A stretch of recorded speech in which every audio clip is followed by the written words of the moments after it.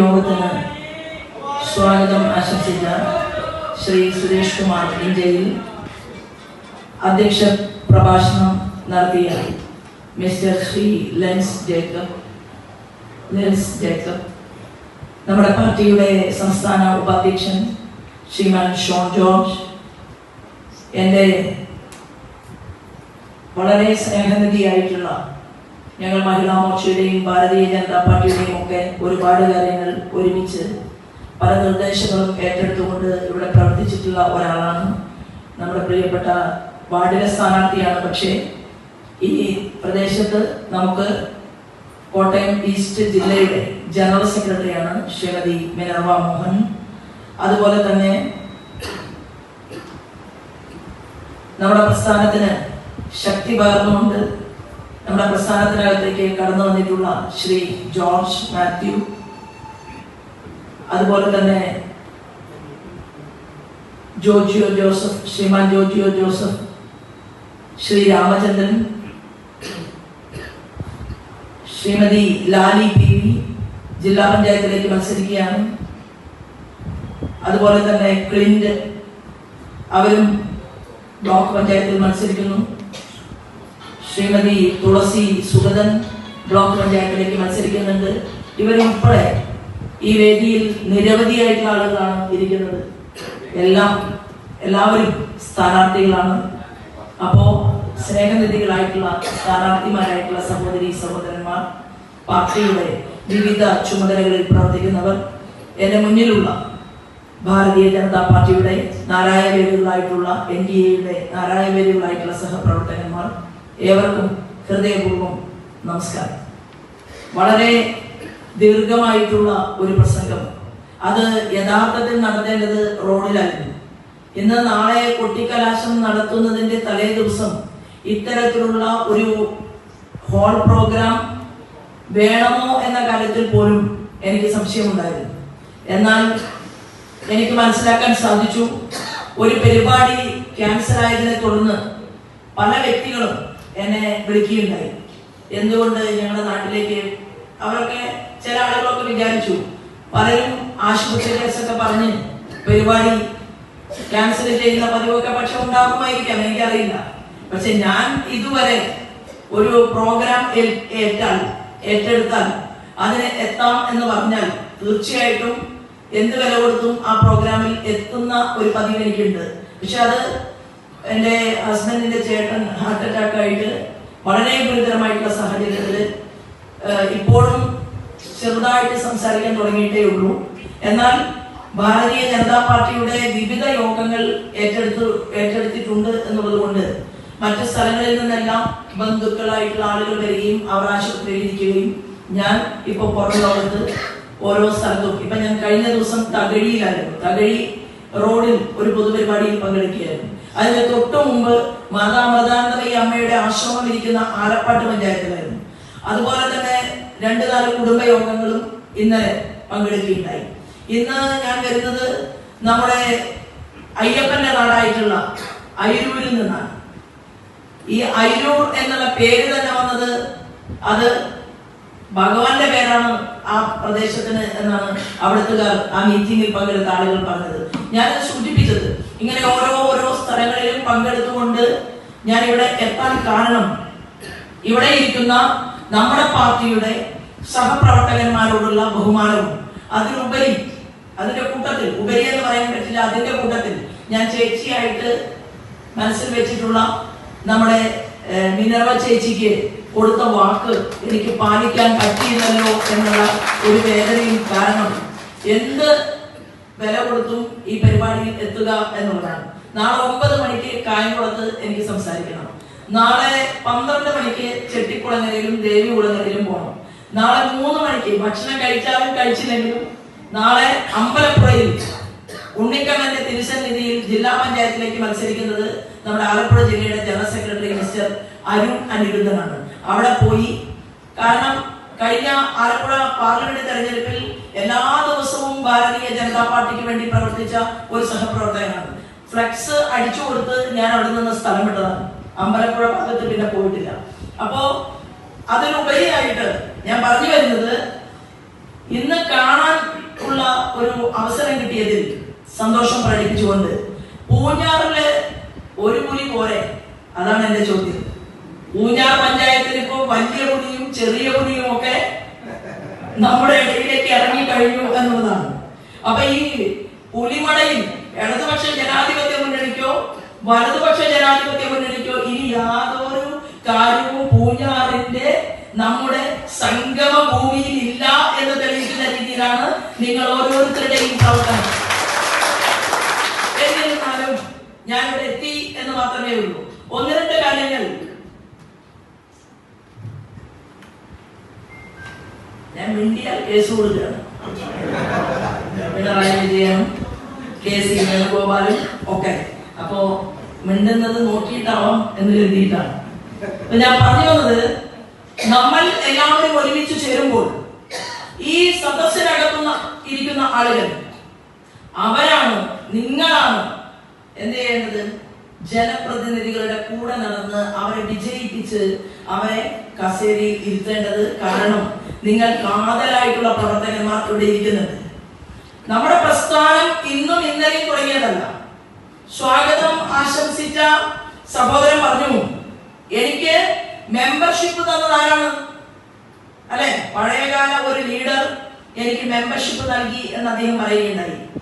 നമ്മളൊക്കെ തുടങ്ങിയത്, എനിക്ക് 51 വയസ്സാണ്. ഇവിടെ 70 വയസ്സ് ഉൾപ്പെടെയുള്ള ആൾക്കാർ ഇരിക്കുന്നത് എന്റെ ശ്രദ്ധയിൽപ്പെട്ടിട്ടുണ്ട്. പക്ഷെ കുറച്ച് ഡൈയൊക്കെ അടിച്ചിട്ട് ഏതാണ്ട് ഒരു 61 വയസ്സിലൊക്കെയാണ് ആളുകൾ ഇരിക്കുന്നത്. ശരി, എന്നിരുന്നാലും അപ്പോൾ നമ്മളെ സംബന്ധിച്ച് ഇവിടെ ഉദ്ദേശിച്ചില്ല. നമ്മളെ സംബന്ധിച്ച് നമ്മൾ ഒരുമിച്ച് ചേരുന്ന ഈ വേദിയിൽ കാതലായിട്ടുള്ള പ്രവർത്തകന്മാർ ഈ പ്രസ്ഥാനത്തിന്റെ പ്രവർത്തനത്തിന് വേണ്ടി ഇറങ്ങി പുറപ്പെടുമ്പോൾ നമുക്ക് ഇന്ത്യ ഭരിക്കാൻ ഒരു പ്രധാനമന്ത്രി ഉണ്ടാകും എന്ന് നമ്മൾ അറിഞ്ഞില്ല. ഉണ്ടോ? നമ്മൾ തുടങ്ങിയത് ഒരു പഞ്ചായത്ത് പ്രസിഡന്റിന്റെയും അധികാരമില്ലാതെ, ഒരു MLA ഇല്ലാതെ, ഒരു MP ഇല്ലാതെ, ഒരു മന്ത്രി ഇല്ലാതെ, ഒരു ഭരണത്തിന്റെ തണലുമില്ലാതെ നമ്മൾ ഇങ്ങനെയാണ് ചൊല്ലിപ്പടിച്ചത്. എന്താണ്? അമരമാകണം എന്റെ രാഷ്ട്രം, വിഖ്യ വിശ്രുതി നേടണം, നിഖില വൈഭവപൂർണമാവണം, എവിടെയും ജനജീവിതം. ആ മുദ്രാവാക്യമല്ല, ആ വാക്കുകളെ ഹൃദയത്തിൽ ആവാഹിച്ചെടുത്തുകൊണ്ട് സംഘപരിവാർ പ്രസ്ഥാനത്തിന്റെ കൊടിക്കീഴിൽ നിന്നുകൊണ്ട് തന്നെയാണ് നമ്മളിൽ ബഹുഭൂരിപക്ഷം വരുന്ന ആളുകളും കടന്നു വന്നത്. എന്നാൽ ആ പ്രസ്ഥാനം അങ്ങനെ പടിപടിയായി വളർന്നപ്പോ, ആ പ്രസ്ഥാനം അങ്ങനെ ഏറെ മുന്നോട്ട് പോയപ്പോ ഇവിടുത്തെ കേരളത്തിലെ ജനാധിപത്യ വിശ്വാസികൾക്കിടയിൽ ഒരു ഭയപ്പാട് സൃഷ്ടിച്ചുകൊണ്ട് നമ്മുടെ വളർച്ചയെ തടയാൻ വേണ്ടി മാർക്സിസ്റ്റ് പാർട്ടിയും കോൺഗ്രസും ലീഗും എല്ലാം പറഞ്ഞു വരുത്തി. എന്താണ്? ഭാരതീയ ജനതാ പാർട്ടിയുടെ കൂടെ പോയാൽ എന്താണ്? പള്ളിയിൽ പോകാൻ വെള്ളിയാഴ്ച ഉണ്ടാവില്ല മുസ്ലിമിന് പറഞ്ഞു. ഭാരതീയ ജനതാ പാർട്ടി ക്രിസ്ത്യൻ സുഹൃത്തുക്കൾക്ക് പറ്റിയ പാർട്ടിയല്ല പറഞ്ഞു. നമ്മളെ കുറിച്ച് ആക്ഷേപം ഉന്നയിച്ചു. എന്നാൽ കാലഘട്ടം തെളിയിച്ചു, ഭാരതീയ ജനതാ പാർട്ടി മുന്നോട്ട് വെക്കുന്നത് ഈ നാടിന്റെ സ്വപ്നവും ഈ നാടിന്റെ വിശ്വാസവും ഈ നാടിനോടുള്ള പ്രതിബദ്ധതയുമാണ് എന്ന് തെളിയിക്കാൻ നമുക്ക് സാധിച്ചു. ഇന്ന് നമ്മൾ പറഞ്ഞ ഓരോ കാര്യങ്ങളും മനുഷ്യർ ഏറ്റെടുത്തു. ഈ തെക്കൻ കേരളത്തിൽ ഒരു ബിഷപ്പ്, ആ ബിഷപ്പ് പറഞ്ഞു, ഇവിടെ നടക്കുന്നത് ലവ് ജിഹാദ് മാത്രമല്ല, ഈ കേരളത്തിന്റെ മണ്ണിൽ മയക്കുമരുന്ന് ജിഹാദ് നടക്കുന്നുണ്ട് എന്ന് ഒരു പള്ളിയിൽ ഇരുന്നു കൊണ്ട് ഒരു ബിഷപ്പ് പറഞ്ഞു. ഇല്ലേ? ആ ബിഷപ്പ് ആ കാര്യം പറഞ്ഞപ്പോ ആ ബിഷപ്പിനെതിരെ ഭീകരവാദികൾ സംഘടിച്ചു. അവർ ഒരുമിച്ചു. ഭീകരവാദികൾ പള്ളി ആക്രമിക്കാൻ വേണ്ടി പോയി. ശരിയല്ലേ? ആ ക്രിസ്ത്യൻ പള്ളി ആക്രമിക്കാൻ വേണ്ടി ഭീകരവാദ സംഘടനകൾ ആ പള്ളിമുറ്റത്തേക്ക് എത്തിയപ്പോ ഇവിടുത്തെ ജനപ്രതിനിധികളായിട്ടുള്ള പലരും അവർ മുഖം തിരിഞ്ഞു. അവർ സപ്പോർട്ട് പറഞ്ഞില്ല. അവർ ചോദിച്ചു, അങ്ങനെ ഒരു മയക്കുമരുന്ന് കച്ചവടമൊക്കെ കേരളത്തിൽ നടക്കുന്നുണ്ടോ? നടന്നില്ലേ? ആലപ്പുഴയിലെ മാർക്സിസ്റ്റ് പാർട്ടിയുടെ ഒരു വലിയ കേമൻ ഒരു ലോറിയിൽ കയറ്റിയിട്ടാണ് മയക്കുമരുന്ന് കച്ചവടം നടത്തിയത്. പാർട്ടി യോഗം ചേർന്നു, ജില്ലാ കമ്മിറ്റി യോഗം ചേർന്നു. യോഗം ചേർന്നിട്ട് പറഞ്ഞു, ഇത് നാടിനെ നശിപ്പിക്കുന്ന പ്രവണതയാണ്, അതുകൊണ്ട് ഇദ്ദേഹത്തെ പുറത്താക്കണം. പാർട്ടി കമ്മിറ്റി തീരുമാനിച്ചു പുറത്താക്കാൻ. പുറത്താക്കി കഴിയുമ്പോ കോടിക്കണക്കിന് രൂപ ആ വ്യക്തിയുടെ കയ്യിൽ ഉണ്ടായിരുന്നു. കോടിക്കണക്കിന് രൂപയും ഉണ്ടായത് പാടത്ത് പണിയെടുക്കാൻ പോയിട്ടല്ല, ഒരു ബിസിനസ് നടത്തിയിട്ടല്ല, ഏതെങ്കിലും ഒരു ചെറിയ കച്ചവടത്തിന് വേണ്ടി നേതൃത്വം കൊടുത്തിട്ടല്ല, ഏതെങ്കിലും ഒരു സ്കൂളിലെ അധ്യാപകനായി പഠിപ്പിച്ചിട്ടല്ല. എങ്ങനെയാ പണം ഉണ്ടായത്? 7 വയസ്സും 8 വയസ്സുമുള്ള കുട്ടികളെ മയക്കുമരുന്നിന്റെ കരിയർമാരാക്കി മാറ്റി അവരുടെ ശരീരം സിരകളിലേക്ക് ഈ മയക്കുമരുന്നിന്റെ സുഖം എന്ന് പറയുന്ന ഏറ്റവും വലിയ രോഗം അത് സന്നിവേശിപ്പിച്ചുകൊണ്ട് ആ കുഞ്ഞുങ്ങളെ ഇല്ലായ്മ ചെയ്യാൻ വേണ്ടി പരിശ്രമിച്ച ഒരാൾക്ക് പാർട്ടിയിൽ നിന്ന് പുറത്താക്കിയിട്ട് തെരഞ്ഞെടുപ്പ് വന്നപ്പോ അവൻ പറഞ്ഞു, എന്റെ കാശ് ഞാൻ ഒഴുക്കും ആലപ്പുഴയില്, കാശ് ഒഴുക്കിയാൽ അതിന്റെ റിസൾട്ട് ആലപ്പുഴയിൽ ഞാൻ ഉണ്ടാക്കി തരാമെന്ന് പറഞ്ഞപ്പോ കിടുകിടാൻ വിറച്ചുകൊണ്ട് ആലപ്പുഴയുടെ ജില്ലയുടെ സെക്രട്ടറി നാസർ പറഞ്ഞു, അടിയന്തരമായിട്ടൊരു യോഗം വിളിക്കണം. എന്താ യോഗം?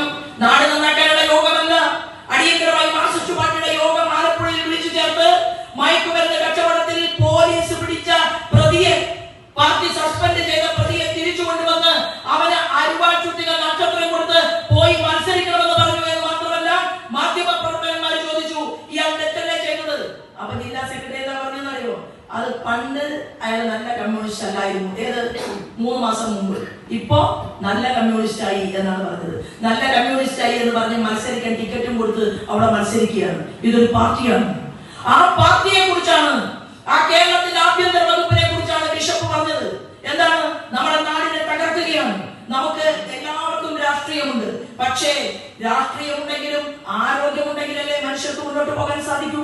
കോൺഗ്രസ്സുകാരനോ BJP-കാരനോ ലീഗുകാരനോ അല്ലെങ്കിൽ കേരള കോൺഗ്രസ്സുകാരനോ ആരോ ആകട്ടെ, വീടിനകത്ത് ശാന്തിയും സമാധാനവും ഇല്ലെങ്കിൽ സ്വന്തം അച്ഛനെ വെട്ടിക്കൊലപ്പെടുത്താൻ മയക്കുമരുന്നിന് അടിമയായിട്ടുള്ള മകൻ തീരുമാനമെടുത്താൽ, സ്വന്തം അമ്മയെ വീട്ടിൽ നിന്ന് പുറത്താക്കാൻ മയക്കുമരുന്നിന് അടിമയായിട്ടുള്ള മകൻ തീരുമാനിച്ചാൽ, അങ്ങനെയുള്ള ഒരു നാടിനെ സൃഷ്ടിക്കാൻ വേണ്ടി പല പ്രദേശത്തും ഇത്തരത്തിലുള്ള കേസുകളുടെ എണ്ണം വർദ്ധിച്ചുകൊണ്ടേയിരിക്കുമ്പോ കേരളത്തിന്റെ മുഖ്യമന്ത്രി ആഭ്യന്തര വകുപ്പ് കൈകാര്യം ചെയ്തുകൊണ്ട് ഇടയ്ക്കിടയ്ക്ക് ഇതിനൊരു തീരുമാനം ഉണ്ടാക്കാനല്ല അമേരിക്കയിൽ പോകുന്നതാണോ?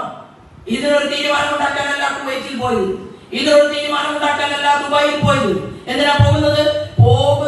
ഉണ്ടാക്കി വെച്ച പണമുണ്ടല്ലോ, ആ പണത്തെ കുറിച്ചാണ് ഇടതുപക്ഷ ജനാധിപത്യ മുന്നണിയുടെ കൂടെയുള്ള MLA ആയിരുന്ന അൻവർ പറഞ്ഞത്. എന്താ അൻവർ പറഞ്ഞത്? 20,000 കോടി രൂപ അൻവർ ആഫ്രിക്കൻ കൺട്രിയിൽ നിക്ഷേപിച്ചിട്ടുണ്ട്. അൻവർ ആരാണ്? ഒരു സാധാരണക്കാരൻ, ഒരു ചെറിയ കച്ചവടക്കാരൻ. ആ നാട്ടിൻപുറത്തെ മലപ്പുറത്തെ ചെറിയ റോഡിലൂടെ നടന്നു പോയാൽ അൻവറിന്റെ വീട് കാണും. ആ അൻവർ എന്ന് പറയുന്ന നാട്ടിൻപുറത്തെ ഒരു കച്ചവടക്കാരന് 20,000 കോടി രൂപ ഞാൻ ആഫ്രിക്കൻ രാജ്യത്ത് നിക്ഷേപിച്ചിട്ടുണ്ട് എന്ന് ഈ കേരളത്തിലെ പ്രമുഖമായിട്ടുള്ള മാധ്യമങ്ങളെ വിളിച്ചു ചേർത്തുകൊണ്ട് പറയാനുള്ള തന്റെ ഉണ്ടായി. ആരാണ് അൻവറിന് ടിക്കറ്റ് കൊടുത്തത്? മലപ്പുറം ജില്ലയിൽ മാർക്സിസ്റ്റ് പാർട്ടിയുടെ സംസ്ഥാന ഘടകം യോഗം ചേർന്നു. എങ്ങനെ മലപ്പുറത്ത് അൻവറിന് ടിക്കറ്റ് കിട്ടി എന്നാണ് ചോദിച്ചത്. അതിനെക്കുറിച്ച് ആരും ഒന്നും പറഞ്ഞില്ല.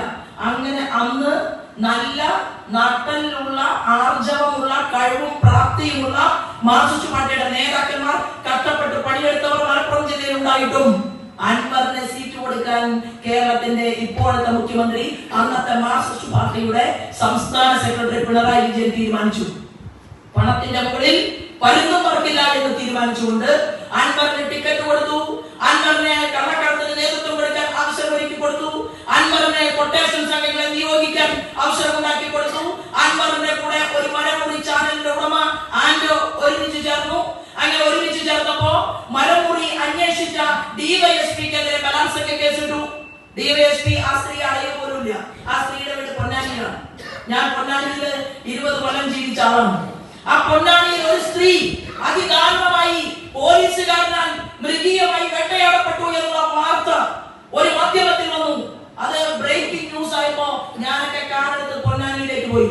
ആ പൊന്നാനിയിൽ ആ സ്ത്രീയെ കാണണം, അവർക്ക് പിന്തുണ കൊടുക്കണം. കാരണം ഈ ആഭ്യന്തര വകുപ്പിന്റെ കീഴിലെ ആഭ്യന്തര വകുപ്പ് മന്ത്രിയുടെ കീഴിലെ പോലീസ് അധികാരി ഒരു സ്ത്രീയെ ബലാത്കാരം നടത്തിയെന്നറിഞ്ഞാൽ പിന്നെ എല്ലാ പരിപാടികളും ക്യാൻസൽ ചെയ്ത് ആ സ്ത്രീക്ക് പിന്തുണ കൊടുക്കാൻ വേണ്ടി ചെന്നപ്പോഴാണ് കാര്യം മനസ്സിലായത്. 15 ലക്ഷം രൂപ ആ സ്ത്രീക്ക് എണ്ണിക്കൊടുത്തിട്ട് ഇല്ലാത്ത ബലാത്സംഗത്തിന്റെ കഥ പറഞ്ഞു കൊടുത്തു. റിപ്പോർട്ടർ ചാനലിന്റെ മുതലാളി ആൻഡോ, ആ ആൻഡോയും ഈ കള്ളക്കടത്തുകാരൻ അൻവറും അതുപോലെ തന്നെ പിണറായി വിജയന്റെ കാശ് ചൈനയിലെ കമ്മ്യൂണിസ്റ്റുകാരുടെ പൈസ വരത്തിലുണ്ട് എന്നാണ് പറയുന്നത്. 20,000 കോടി രൂപ ആഫ്രിക്കൻ രാജ്യത്ത് നിക്ഷേപിച്ച ഈ പാർട്ടിയിൽ പൂഞ്ഞാറിലെ അരിവാട്ടുട്ടിക നക്ഷത്രത്തെ സ്നേഹിക്കുന്ന, AK ഗോപാലിനെ സ്നേഹിച്ച, ഗൗരിയമ്മയെ സ്നേഹിച്ച, MV രാഘവനെ, പഴയ കമ്മ്യൂണിസ്റ്റ് ആയിരുന്ന MV രാഘവനെ സ്നേഹിച്ച, പഴയ കാലത്തെ AK ഗോപാലിനെയും EM ശങ്കരൻ നമ്പൂതിരിപ്പാടിനെയും നായനാരെയും സ്നേഹിച്ച നല്ലവരായിട്ടുള്ള സഖാക്കന്മാർ വോട്ട് ചെയ്യുന്നു. ആ ചോദ്യം ഭാരതീയ ജനതാ പാർട്ടി കേരളത്തിന്റെ പൊതുസമൂഹത്തിന്റെ മുന്നിൽ ചോദിച്ചു. എങ്ങനെ സാധിക്കും? ഒരു ജനങ്ങൾ ഒരുമിച്ച് കൂടിക്കൊണ്ട് ഒരു സമരം നടത്താൻ തീരുമാനിച്ചാൽ ആ സമരം നടത്തുന്നത് ഏത് രാഷ്ട്രീയക്കാരനാകട്ടെ, ഏത് കർഷക തൊഴിലാളിയാകട്ടെ, ആ സമരഭൂമിയിലേക്ക് നടന്നു വരുന്ന ആളായിരുന്നു AK ഗോപാലൻ. എന്നാൽ കേരളത്തിന്റെ മുഖ്യമന്ത്രി പാവപ്പെട്ടവന്റെ പടനായകൻ എന്ന് PR വർക്കിലൂടെ കോടികൾ കൊടുത്തിട്ടാണ് പത്രത്തിലെ പരസ്യം. പിണറായി വിജയൻ നല്ലതാണ് എന്ന് പറയാൻ വേണ്ടി കോടികൾ ചെലവഴിക്കുകയാണ്. 3.5 കോടിക്ക് അധികം ചെലവാക്കിക്കൊണ്ട് ബസ്സിൽ ഒരു യാത്ര നടത്തി. നിങ്ങൾക്ക് എല്ലാവർക്കും അറിയാം, ഇത് നാട്ടുകാരെ കേൾക്കേണ്ടതാണ്. ഈ പ്രസംഗം നിങ്ങൾ കേൾക്കേണ്ടതല്ല, നിങ്ങൾക്ക് ഈ കാര്യങ്ങളെല്ലാം അറിയാം. ഞാനത് വീണ്ടും ആവർത്തിക്കുന്നു, ഒരു പ്രസംഗം എന്നുള്ള രീതിയിൽ എന്ന് മാത്രമേ ഉള്ളൂ. ആ കാസർഗോഡ് നിന്ന് തിരുവനന്തപുരം വരെ ഈ മുഖ്യമന്ത്രി ബസ്സിൽ യാത്ര ചെയ്തപ്പോ പട്ടിണി ജാഥ നയിച്ച AK ഗോപാലന്റെ പാർട്ടിയെ സ്നേഹിക്കുന്ന മാർക്സിസ്റ്റ് പാർട്ടിയുടെ കൊടി പിടിച്ചുകൊണ്ട് ഇൻകുലാബ് സിന്ദാബാദ് വിളിച്ച നല്ലവരായിട്ടുള്ള സഹോദരന്മാരുടെ വോട്ട് ഇത്തവണ എഴുതി വെച്ചോളൂ. അത് ഭാരതീയ ജനതാ പാർട്ടിയുടെ താമര ചിഹ്നത്തിൽ അവർ അടിക്കുമെന്നുള്ള കാര്യത്തിൽ ഒരു തർക്കവും വേണ്ട. കാരണം അവർ അതിനു വേണ്ടി കാത്തിരിക്കുകയാണ്. അതിന് അനുഭവ സാക്ഷ്യം ആലപ്പുഴയിൽ അനുഭവിച്ച ഒരു വ്യക്തിയാണ് ഞാൻ. വയലാറ് മാർക്സിസ്റ്റ് പാർട്ടിയുടെ കോട്ടയാണ്. പുന്നപ്ര വയലാർ, പുന്നപ്ര മാർക്സിസ്റ്റ് പാർട്ടിയുടെ നെഞ്ചകമാണ്. ആ പുന്നപ്രയിൽ 1ാം സ്ഥാനം താമര ചിഹ്നത്തിലാണ് നൽകിയത്. അരിവാട്ടി ഉപേക്ഷിച്ച് താമരയിൽ വോട്ട് നൽകി. വയലാറിലും പുന്നപ്രയിലും നമ്മൾ 1ാം സ്ഥാനത്ത് വന്നു. അപ്പൊ കോൺഗ്രസുകാർ പറഞ്ഞു ആ മാർക്സിസ്റ്റ് പാർട്ടിയുടെ വോട്ടാണ് BJPയിലേക്ക് ഒഴുകി വന്നിട്ടുള്ളത്. മാത്രമല്ല കണ്ണനൂർ പഞ്ചായത്ത് കോൺഗ്രസിന്റെ കൈപ്പത്തി ചിഹ്നത്തിൽ അവർ ജയിച്ച പഞ്ചായത്താണ്. ഒരുപക്ഷെ നമ്മുടെ ഈ സഹോദരൻ വ്യക്തമായിട്ട് അറിയുമായിരിക്കും. ആ കണ്ണനൂർ പഞ്ചായത്ത് ഭാരതീയ ജനതാ പാർട്ടി 1ാം സ്ഥാനത്ത്, കരിവാറ്റ പഞ്ചായത്ത് മാർക്സിസ്റ്റ് പാർട്ടിയുടെ പഞ്ചായത്ത് നമ്മൾ 1ാം സ്ഥാനത്ത്. ഇത് ശോഭാ സുരേന്ദ്രനെ കണ്ട് തന്ന വോട്ടല്ല, അല്ലെങ്കിൽ തൊട്ടപ്പുറത്ത് ശ്രീമാൻ രാജീവ് ചന്ദ്രശേഖരെ കണ്ടു കിട്ടിയ വോട്ടല്ല. കുറച്ചുണ്ടാവും, പക്ഷേ അപ്പുറത്ത് ആറ്റിങ്ങലിൽ ശ്രീമാൻ V മുരളീധരൻ ആ വ്യക്തികളെ കണ്ടു കിട്ടിയ വോട്ടല്ല. ഈ വോട്ട് എന്താണ്? നമ്മുടെ ഉലക നായകൻ നരേന്ദ്രമോദി രാജ്യത്ത് അധികാരത്തിൽ വരുന്നതിന് മുൻപ് എന്താണോ ഈ ലോകത്തോട് വിളിച്ചു പറഞ്ഞത്, ആ ലോകത്തോട് വിളിച്ചു പറഞ്ഞ മുഴുവൻ കാര്യങ്ങളും 3.5 കൊല്ലം കൊണ്ട് ചെയ്തു തീർത്ത ആരാധനായ നരേന്ദ്രമോദിയുടെ പ്രവർത്തനത്തിന് കിട്ടിയ വോട്ടാണ്. അങ്ങനെ 20% വോട്ടുമായി ഈ കേരളത്തിൽ ഭാരതീയ ജനതാ പാർട്ടി നിൽക്കുമ്പോൾ ചില മണ്ഡലങ്ങളിൽ 28.9%. എനിക്ക് അതിനേക്കാളും ശതമാനം കുറവാണെങ്കിലും 75,000 വോട്ടിന്റെ ഭൂരിപക്ഷത്തിലാണ് നമ്മുടെ സുരേഷ് ഗോപിക്ക് 1% വോട്ട് കൂടിയ വോട്ട്, 1% കുറവാണ്. പക്ഷേ ശ്രീമാൻ സുരേഷ് ഗോപിയുടെ അദ്ദേഹത്തിന്റെ മത്സര പോരാട്ടം നടന്ന തൃശ്ശൂർ പേരൂരിന്റെ പ്രത്യേകത എന്താണെന്ന് അറിയുമോ? അവിടെ ബാലഗോകുലമുണ്ട്, അവിടെ വിശ്വ ഹിന്ദു പരിഷത്തുണ്ട്, അവിടെ ക്ഷേത്ര സംരക്ഷണ സമിതിയുണ്ട്, അവിടെ ഹിന്ദു ഐക്യവേദിയുണ്ട്. അവിടെ നിന്ന് ഭാരതീയ ജനതാ പാർട്ടിയുടെയും സംഘപരിവാർ പ്രസ്ഥാനത്തിന്റെയും കരുത്തരായിട്ടുള്ള നേതാക്കന്മാരെ പടുത്തുയർത്തിയ തൃശ്ശൂർ പേരൂരിലെ വടക്കുന്നാഥന്റെ മണ്ണിൽ നമ്മളോട് ഗാലറിയിൽ ഇരുന്ന് കളി കാണാൻ പറഞ്ഞപ്പോ സംഘപരിവാർ പ്രവർത്തകന്മാർ മുഴുവൻ പുറത്തിറക്കിക്കൊണ്ട് അവർ മുണ്ട് മുറുക്കി ഉടുത്തുകൊണ്ട് എല്ലാ വീടുകളിലേക്കും ശ്രീമാൻ സുരേഷ് ഗോപിയുടെ വികസന രേഖയുമായിട്ട് മുന്നോട്ട് പോയി. അത് ആളുകളിലേക്ക് കൊടുത്തു. ആളുകൾ അപ്പം ഇങ്ങനെ നോക്കി, ശരിയാണ്, പ്രസംഗിക്കാൻ അറിയില്ല, കാര്യങ്ങൾ കളവ് പറയാൻ അറിയില്ല. അതാണല്ലോ ഇപ്പൊ സുരേഷ് ഗോപിയുടെ കുറ്റം. പത്രക്കാർ വന്നു കഴിഞ്ഞാൽ രാഷ്ട്രീയക്കാരെ പോലെ കാര്യങ്ങൾ അങ്ങനെ വെടിപ്പായിട്ട് പറയാൻ അറിയില്ല. അതല്ല അദ്ദേഹത്തിന്റെ ജോലി.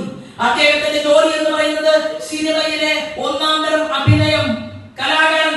എന്നാൽ ജീവിതത്തിൽ അഭിനയിക്കാൻ അറിയാത്ത, സത്യങ്ങൾ തുറന്നു പറയാൻ അറിയുന്ന, ഗാലറിയിൽ ഇരുന്ന് കളി കാണാൻ പറഞ്ഞപ്പോ ഞാൻ ഗാലറിയിൽ ഇരുന്ന് കളി കാണാനല്ല തീരുമാനമെടുത്തിട്ടുള്ളത്. എനിക്ക് നരേന്ദ്രമോദിയെ പാർലമെന്റിൽ കാണണമെന്ന് തീരുമാനമെടുത്തുകൊണ്ട് 5 വർഷക്കാലം തൃശ്ശൂരിലെ ജനങ്ങൾക്ക് ഗുണകരമായ കാര്യങ്ങൾ ചെയ്തു കൊടുത്ത് 75,000 വോട്ടിന്റെ ഭൂരിപക്ഷത്തിൽ വിജയിച്ച സുരേഷ് ഗോപി അവിടെ ചെന്നപ്പോ നരേന്ദ്രമോദി ഇങ്ങനെ നോക്കി സുരേഷ് ഗോപിയെ. എന്താണ് ഉണ്ടായത്? കേരളത്തിലെ ജനങ്ങൾക്ക് ഏറ്റവും ഗുണകരമായിട്ടുള്ള ടൂറിസത്തിന്റെ സാധ്യതകൾ, നിങ്ങൾക്കും ഏറ്റവും കൂടുതൽ ഗുണകരമായിട്ടുള്ള ടൂറിസത്തിന്റെ മേഖല തുറന്നു കൊടുക്കാൻ സാധിക്കുന്ന, നമ്മുടെ നാടിന്റെ കടലോരത്തെ ഉപയോഗപ്പെടുത്താൻ സാധിക്കുന്ന ഏറ്റവും നല്ല ഒരു വകുപ്പ് അദ്ദേഹത്തിന്റെ കൈകളിലേക്ക് കൊടുത്തു. ടൂറിസം വകുപ്പിനെ മന്ത്രിയാക്കി, കേന്ദ്രമന്ത്രിയാക്കി. കൂട്ടത്തിൽ പെട്രോളിയം മിനിസ്റ്റർ കൊടുത്തു.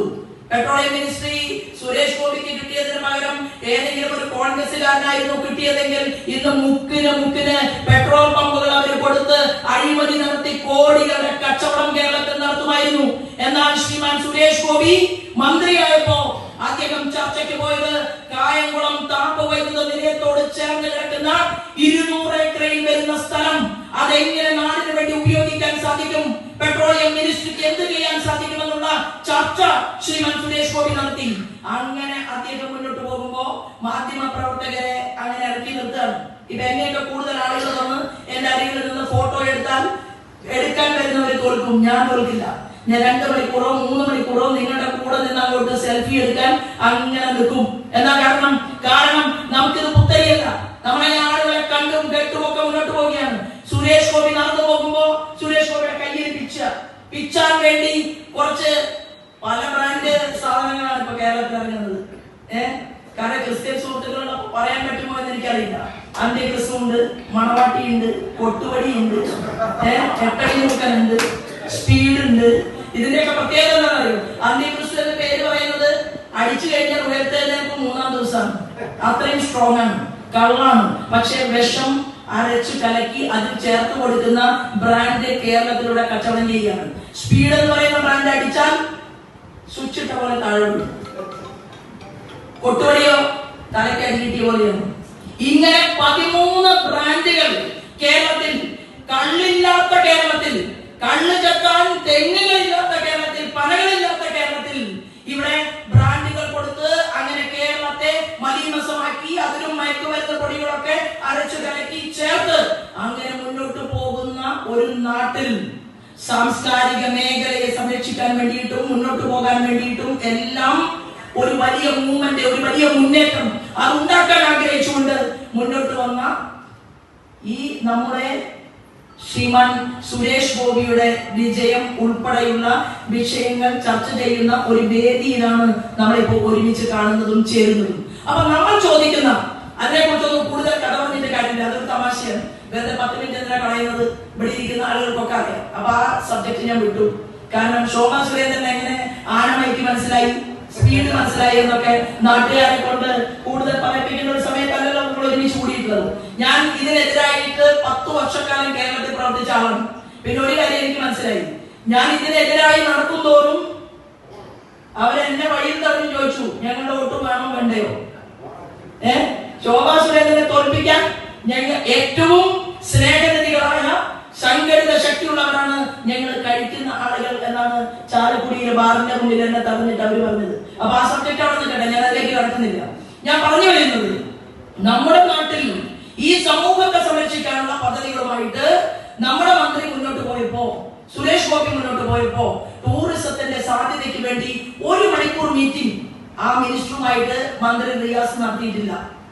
മറ്റൊരു മന്ത്രിയെ നമുക്ക് തന്നാല് കോട്ടയംകാരൻ ശ്രീമാൻ ജോർജ് കുര്യൻ, കോട്ടയത്തു നിന്നുള്ള ശ്രീമാൻ ജോർജ് കുര്യനെ മന്ത്രിയാക്കിയിട്ട് ഫിഷറീസ് മേഖല ഏൽപ്പിച്ചു കൊടുത്തു അല്ലെ. ആ മത്സ്യ വകുപ്പും മേഖലയും കയ്യിൽ കിട്ടിയതിനു ശേഷം 1868 കോടി കേരളത്തിലേക്ക് കൊടുത്തു കഴിഞ്ഞു. എവിടെ നോക്കിയാലും ശ്രീമാൻ ജോർജ് കുര്യന്റെ ഒരു ഫ്ലക്സ് ബോർഡ് പോലും ഇല്ല. ചിഞ്ചു റാണിയുടെ ഫ്ലക്സ് ബോർഡാണ്. ചിഞ്ചു റാണിയുടെ കഷമം അല്ല. നരേന്ദ്രമോദി പറഞ്ഞു, ഇത് കേരളത്തിന്റെ പണമല്ല, ഉത്തർപ്രദേശിന്റെ പണമല്ല, രാജസ്ഥാന്റെ പണമല്ല, ഇത് ഭാരത രാജ്യത്തിലെ ജനങ്ങളുടെ നികുതി പണം എടുത്തുകൊണ്ട് അതത് വകുപ്പുകളിലേക്ക് കൊടുക്കുമ്പോ നമ്മുടെ മന്ത്രിമാരുടെ ഒരു ഫ്ലക്സ് ബോർഡ് വെക്കാൻ സാധിക്കാത്ത ഈ മേഖലയിൽ മന്ത്രിയായിട്ടുള്ള ശ്രീമാൻ ചിഞ്ചു റാണിക്ക് ഒരു മെയിൽ വന്നു. എന്താ മെയിൽ എന്നറിയുമോ? കണക്ക് എഴുതി കൊടുക്കുമ്പോ ധനകാര്യ വകുപ്പ് മന്ത്രി ബാലഗോപാലിനോട് കോമയും പൂജ്യവും ശരിക്കിട്ട് തരാൻ പറയണം എന്നാണ് നമ്മുടെ ഫിനാൻസ് മിനിസ്റ്റർ നിർമ്മല സീതാരാമൻ പറഞ്ഞിട്ടുള്ളത്. ഇവര് പറയുകയാണ്, ഭാരതീയ ജനതാ പാർട്ടി നമ്മുടെ അധികാരത്തിൽ വന്നപ്പോ എന്താ സംഭവിച്ചത്? നമുക്ക് കാണാൻ സാധിക്കുന്നത് തിരുവനന്തപുരം മുതൽ കാസർഗോഡ് വരെ എത്താൻ കാറിൽ പോയാലും എത്ര മണിക്കൂർ വേണം? ഇപ്പോ നരേന്ദ്രമോദി പറഞ്ഞു, കേരളത്തിലെ ജനങ്ങൾക്ക് ഒരു വന്ദേ ഭാരത് കൊണ്ടുവന്നു. 3 എണ്ണം തന്നുണ്ടോ? അതിൽ ഒന്ന്, കാസർഗോഡ് നിന്ന് തിരുവനന്തപുരത്തേക്ക് 8 മണിക്കൂർ കൊണ്ട് മനുഷ്യരെത്തും.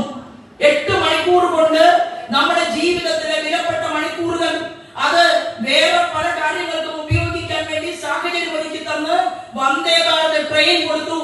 മംഗലാപുരം നമ്മുടെ കുട്ടികൾ പഠിക്കാൻ പോകുന്നുണ്ട്. ഇവിടെ എത്രയോ നേഴ്സുമാരായിട്ടുള്ള കുട്ടികളുണ്ട് കേരളത്തിൽ. പക്ഷേ കേരളത്തിൽ നേഴ്സിംഗ് സീറ്റില്ല. മംഗലാപുരം പോയാൽ സീറ്റ് കിട്ടും, മൈസൂർ പോയാൽ കിട്ടും, ബാംഗ്ലൂർ പോയാൽ കിട്ടും, തമിഴ്നാട്ടിലെ കോയമ്പത്തൂരിൽ പോയാൽ കിട്ടും. കേരളത്തിൽ എന്താ സീറ്റില്ലാത്തത്? കേരളത്തിൽ സീറ്റില്ല. ഇല്ലാത്തതിന്റെ കാരണം അത് അവിടുത്തെ ആ സീറ്റ് കൊടുക്കുന്ന ആളുകളുമായിട്ട് ഒരു കച്ചവടത്തില് നമ്മുടെ ആളുകൾ കേരളത്തിലെ വലിയ വലിയ മന്ത്രിമാർ ഏർപ്പാട് നടത്തിയിട്ടുണ്ട്. അതുകൊണ്ടാണ് ആവശ്യമായിട്ടുള്ള സംവിധാനങ്ങളൊന്നും നമ്മുടെ പഠിക്കുന്ന കുട്ടികൾക്കില്ല. അങ്ങനെ കഷ്ടപ്പെട്ട് പഠിക്കാൻ പോകുന്ന തിരുവനന്തപുരം മുതൽ പഠിക്കാൻ മംഗലാപുരത്തേക്ക് പോകുന്ന കുട്ടികളെ മനസ്സിൽ കണ്ടുകൊണ്ട് 8.5 മണിക്കൂർ കൊണ്ട് മംഗലാപുരത്ത് നിന്ന് തിരുവനന്തപുരത്തേക്ക് എത്തുന്ന മറ്റൊരു വന്ദേ ഭാരത് കൊടുത്തു. 2, 3 പ്രിയപ്പെട്ടവരെ, എറണാകുളത്ത് നിന്ന് ബാംഗ്ലൂരിലേക്ക് 7 മണിക്കൂർ സമയം കൊണ്ട് എറണാകുളത്ത് നിന്ന് ബാംഗ്ലൂരിലേക്ക് എത്തുന്ന വന്ദേ ഭാരത് ട്രെയിൻ വീണ്ടും ഒരെണ്ണം കൂടി കൊടുത്തു. അത് കൊടുത്തുകൊണ്ട് കഴിഞ്ഞ ദിവസത്തെ ഒരു യോഗം, ആ യോഗത്തിൽ ഇന്ത്യയുടെ പ്രൈം മിനിസ്റ്റർ ചോദിച്ചു. എന്താ ചോദിച്ചെന്നറിയോ?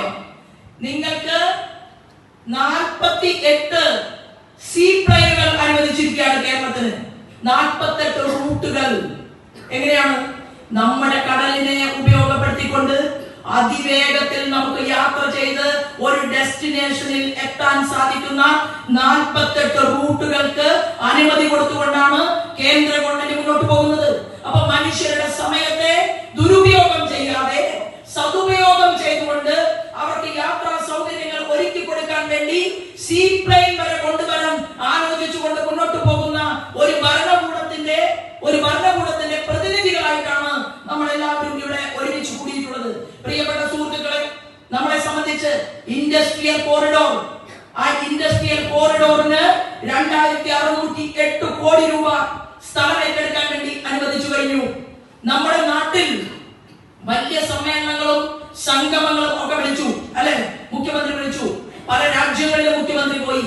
എന്നിട്ടോ കർണാടകയ്ക്ക് ഏതാണ്ട് 50,000 കോടിയിൽ താഴെയുള്ള ഡെപ്പോസിറ്റ് അവർക്ക് വന്നു, ഫോറിൻ ഡയറക്ട് ഇൻവെസ്റ്റ്മെന്റ്. തമിഴ്നാട്ടിൽ കിട്ടി, കർണാടകയിൽ കിട്ടി, തമിഴ്നാട്ടിൽ കിട്ടി, ആന്ധ്രയിൽ കിട്ടി, തെലങ്കാനയിൽ കിട്ടി. കേരളത്തിൽ വലിയ വലിയ ആളുകളെ വിളിച്ചു കൊണ്ടുവന്ന് ഇടയ്ക്കിടയ്ക്ക് സദ്യ നടത്തി.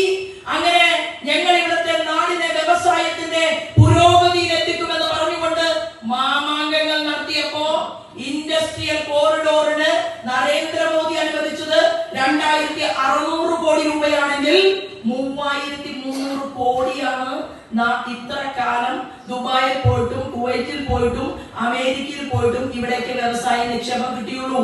അപ്പൊ ചോദിക്കും, എന്താ പറയുന്നത്? കേരളത്തിൽ ജനസംഖ്യ കുറവാണ്. അപ്പൊ കേരളത്തിൽ ജനസംഖ്യ എത്രയുണ്ട്? 3.5 കോടിയിൽ പരം ജനസംഖ്യയുണ്ട്, അല്ലെ?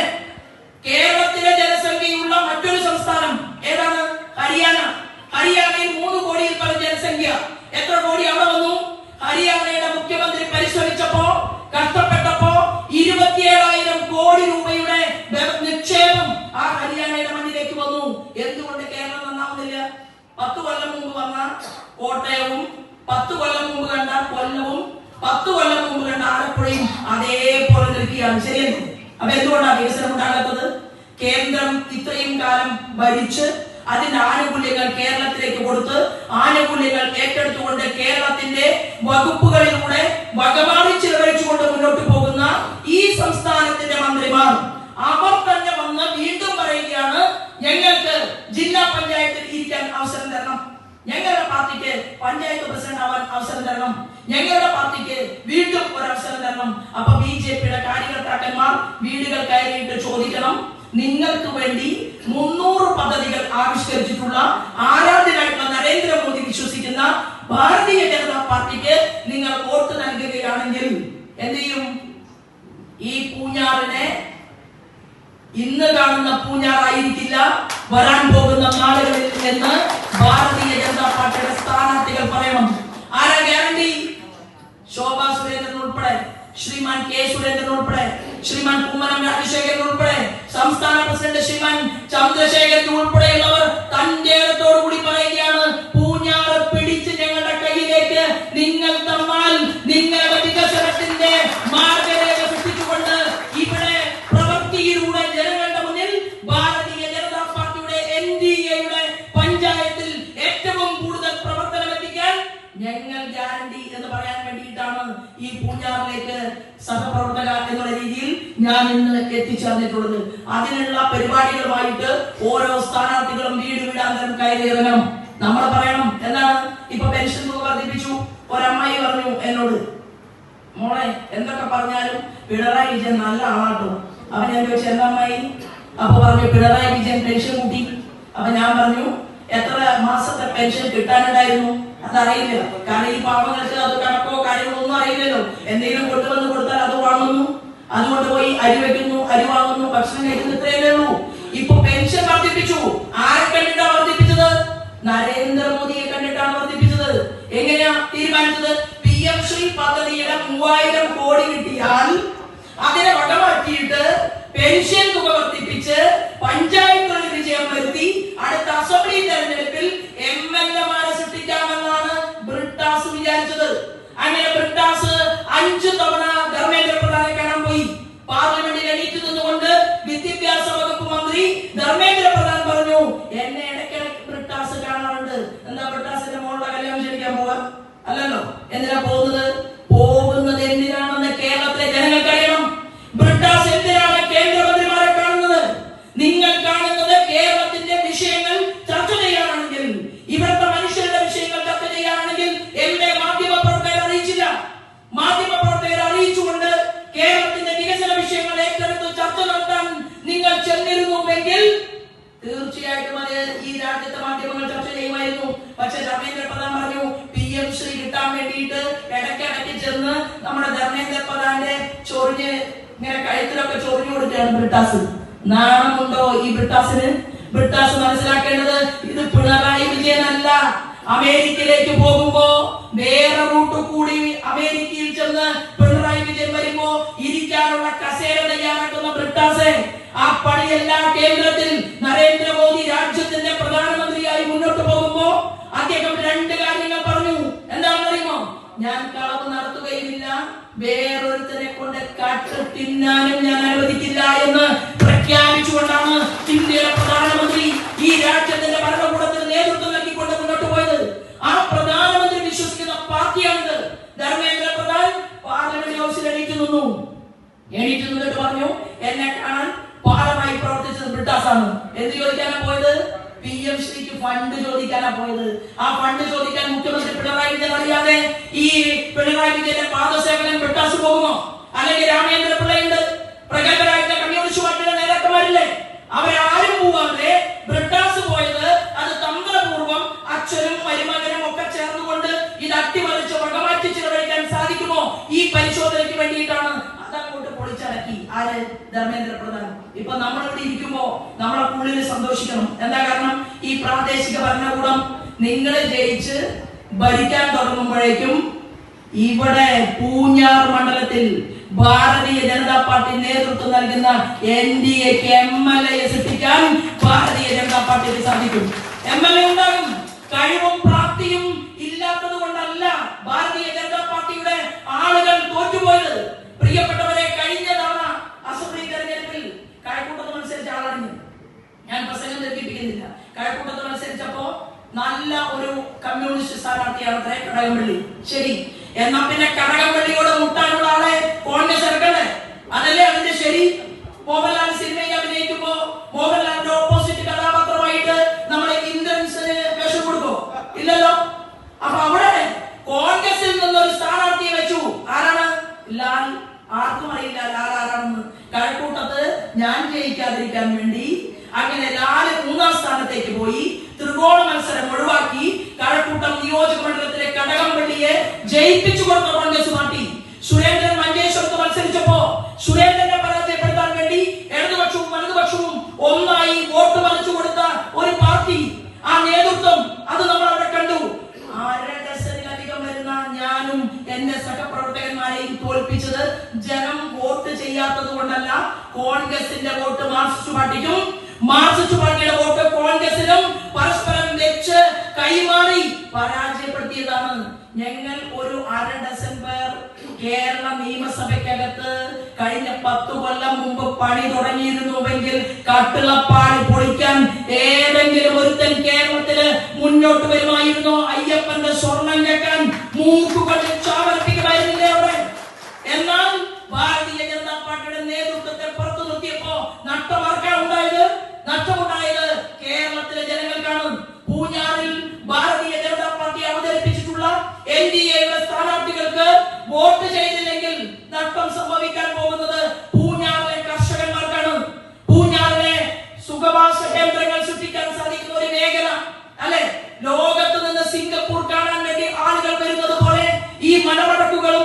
കുന്നുകളും കാണാൻ വേണ്ടി ലോക രാജ്യങ്ങളിൽ നിന്ന് വരെ ആളുകൾ വരാൻ സാധ്യതയുള്ള ഒരു മേഖല. ഇൻഫ്രാസ്ട്രക്ചർ ഡെവലപ്മെന്റ് അത് വികസിപ്പിക്കാൻ വേണ്ടി ട്രെയിനുകളും പാലങ്ങളും അതുപോലെ തന്നെ വിമാനത്താവളങ്ങളും എല്ലാം നിർമ്മിച്ചുകൊണ്ടിരിക്കുന്ന India, make in India, startup India, standup India, ലോകം നമ്മുടെ ഭാരതത്തെ ഉറ്റുനോക്കുമ്പോ നമ്മൾ ഇന്ന് 4ാം സ്ഥാനത്താണ് സാമ്പത്തിക മേഖലയിൽ. ഈ 4ാം സ്ഥാനത്ത് നിൽക്കുന്ന നമ്മുടെ ഭാരതത്തെ 1ാം സ്ഥാനത്ത് എത്തിക്കുമെന്നാണ് ഇന്ത്യയുടെ പ്രധാനമന്ത്രി നമ്മുടെ ശ്രീമാൻ നരേന്ദ്രമോദി പറഞ്ഞത്. അത് കേട്ടതിന്റെ ചൊരുക്കാണ് ട്രംപ് പറഞ്ഞത്. കുറെ പേപ്പറുകളിൽ ഒപ്പുവെക്കാനുണ്ട്, കരാറുകളിൽ ഒപ്പുവെക്കാനുണ്ട്.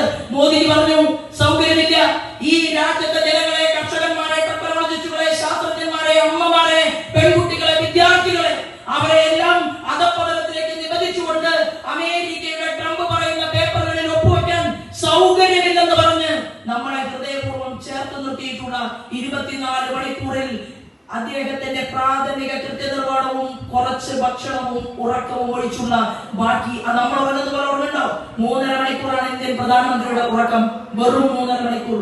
ബാക്കി സമയം ഈ നാടിന് വേണ്ടി പ്രവർത്തന നിരതരായി മുന്നോട്ട് പോകുന്ന അദ്ദേഹത്തിന് കൊടുക്കാൻ സമ്മാനമായി ഈ പൂഞ്ഞാറിലെ ജയിച്ചു വരുന്ന ഇവിടുത്തെ താമരപ്പൂക്കളും NDAയുടെ സ്ഥാനാർത്ഥിയുടെ ചിഹ്നം അല്ലെ. ഇവിടെ NDA സ്ഥാനാർത്ഥി ഉണ്ടോ?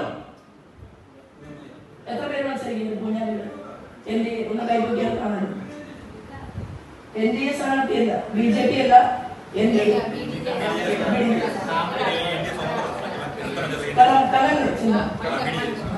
അപ്പോ 2 സ്വതന്ത്ര സ്ഥാനാർത്ഥികൾ, അങ്ങനെ 2 സ്വതന്ത്ര സ്ഥാനാർത്ഥികള്, BDJSന്റെ സ്ഥാനാർത്ഥി, NDAയുടെ സ്ഥാനാർത്ഥികൾ, ഇവരെല്ലാവരും ചേർന്നുകൊണ്ട് ഒരു അശ്വമേധ യാഗം, അതിനാണ് നമ്മൾ കഴിഞ്ഞ ദിവസങ്ങളിലെല്ലാം ഇവിടെ തുടക്കം കുറിച്ചിട്ടുള്ളത്. ഇനി വരാൻ പോകുന്നത് ഏറ്റവും നിർണായകമായ മണിക്കൂറുകളാണ്. പാവപ്പെട്ടവർ ജീവിക്കുന്ന കോളനികളിലേക്ക് അർദ്ധരാത്രി പലായനം ചെയ്യുന്ന ചില മണിക്കൂറുകൾ നിങ്ങളുടെ മുന്നിൽ കടന്നു വരും. അപ്പോ നമ്മൾ ജാഗരൂകരായിട്ട് എല്ലാ വ്യക്തികളെയും നമ്മൾ കാണണം. അവരെ നമുക്ക് കൈപിടിക്കണം, അവരെ നമുക്ക് സ്നേഹത്തോടുകൂടി നമ്മളിലേക്ക് അടുപ്പിക്കണം. അവരോട് പറയണം, ചേട്ടാ 70 വയസ്സ് കഴിഞ്ഞ മുഴുവൻ മനുഷ്യർക്കും 10 ലക്ഷം രൂപ കൊടുക്കാൻ തീരുമാനിച്ച നരേന്ദ്രമോദിയുടെ വയാവന്ദന പരിപാടിയെ കുറിച്ച് അവരോട് പറയണം. മാതൃവന്ദനം പദ്ധതി, അതുപോലെ തന്നെ ഇന്ദ്രധനുഷ് പദ്ധതി, സുകന്യാ സമൃദ്ധി പദ്ധതി ഉൾപ്പെടെ നമ്മുടെ രാജ്യം ഇന്ന് നടത്തിക്കൊണ്ടിരിക്കുന്ന നിർണായകമായ പ്രവർത്തനങ്ങളെ കുറിച്ച് അവരോട് പറഞ്ഞു കൊടുക്കണം. ഇവിടെ നിന്ന് അങ്ങ് കൊച്ചിയിലേക്ക് പോയാൽ വലിയ അന്തർവാഹിനി കപ്പൽ ഉണ്ടാക്കുന്നത് ഇന്ത്യയിലെ കുട്ടികളാണ്.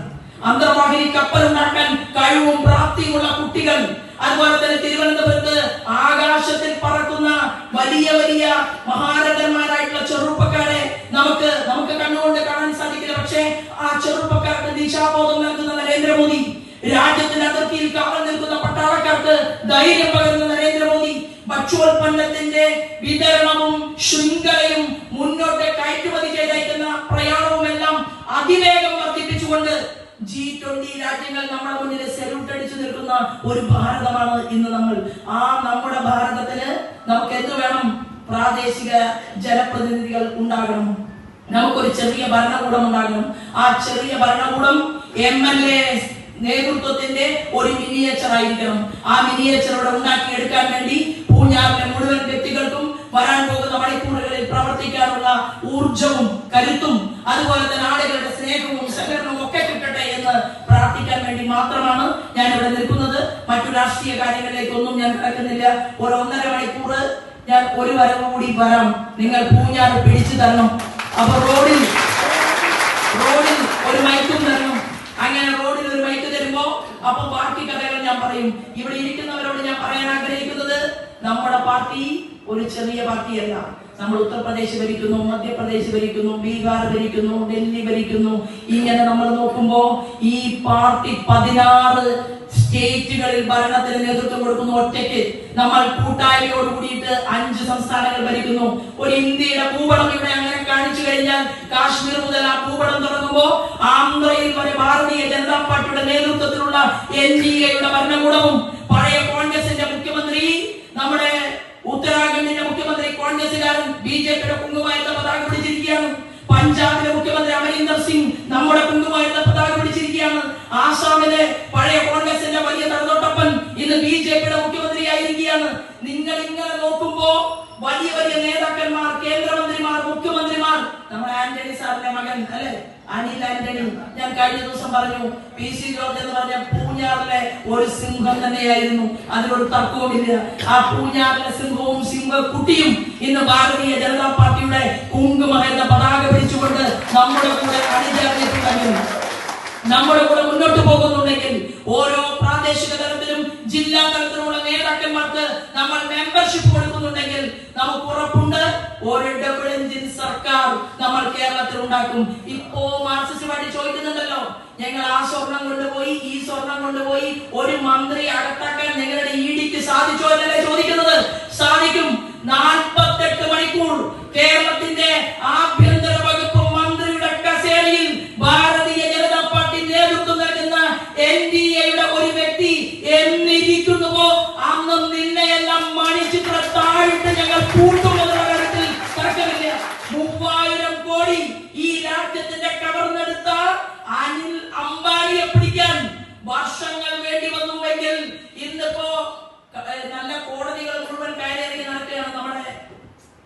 ആരാണ് പോയ നമ്മുടെ പ്രിയപ്പെട്ട ശ്രീമാൻ ജോർജിന്റെ മകൻ ഷോൺ ജോർജ് അല്ലെ, കേസ് കൊടുത്ത് അങ്ങനെ മുന്നോട്ട് പോവാണ്. ഞാൻ മറുഭാഗത്ത് കേസ് കൊടുത്ത് മുന്നോട്ട് പോവാണ്. കരിമണ്ണൂരിലെ തട്ടിപ്പ് പുറത്തു കൊണ്ടുവരാൻ വേണ്ടി 6 തവണ ഡൽഹിയിൽ പോകാനുള്ള ഭാഗ്യം എനിക്കുണ്ടായി. ഞാൻ ആ കഥയിലേക്ക് ഒന്നും കടക്കുന്നില്ല. ഒരു കാര്യം ഉറപ്പാണ്, നിങ്ങളുടെ പ്രവർത്തനത്തിന്, നിങ്ങളുടെ മുദ്രാവാക്യങ്ങൾക്ക്, നിങ്ങൾ കുട്ടികൾക്ക് ഭക്ഷണം കൊടുക്കാൻ എടുത്തു വെച്ച ആ നിങ്ങളുടെ പോക്കറ്റിലെ പണം അതെടുത്ത് നിങ്ങൾ അതിൽ നിന്ന് ഒരു അംശം എടുത്തുകൊണ്ടാണ് നിങ്ങൾ പഴയകാല പ്രവർത്തകന്മാർ ഈ കൊടി വാങ്ങാൻ വേണ്ടി പൈസ കൊടുത്തിട്ടുള്ളതെങ്കിൽ, നിങ്ങളുടെ ഓരോ മണിക്കൂറുകളും ഈ സംഘടനയ്ക്ക് വേണ്ടി ചിലവഴിച്ചിട്ടുള്ളതെങ്കിൽ, നിങ്ങൾക്ക് കേരളത്തിന്റെ ഭാവി NDA മുഖ്യമന്ത്രിയെ കാണാനുള്ള യോഗം അനധിവിദൂരമല്ലാതെ ഉണ്ടാകുമെന്നുള്ള കാര്യത്തിൽ ഒരു തർക്കവും വേണ്ട. അന്ന് ഈ നാട്ടിൽ സുന്ദരമായ സുരഭിലമായ മനുഷ്യ സമൂഹത്തിൽ പാർശ്വവൽക്കരിക്കപ്പെട്ടവരെ മുഴുവൻ ഹൃദയത്തിലേക്ക് ആവാഹിക്കുന്ന ഒരു ഭരണകൂടത്തെ സൃഷ്ടിക്കാൻ നമ്മൾ പ്രതിജ്ഞാബദ്ധമാണ് എന്ന് പറയാനും നിങ്ങളുടെ വിജയത്തിന് ആശംസകൾ നേരാനുമാണ് ഞാൻ എത്തിച്ചേർന്നിട്ടുള്ളത്.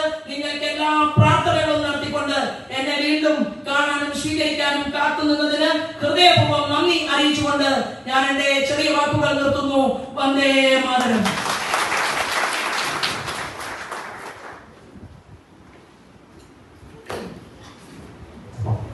ഈ യോഗത്തിന് ആശംസകൾ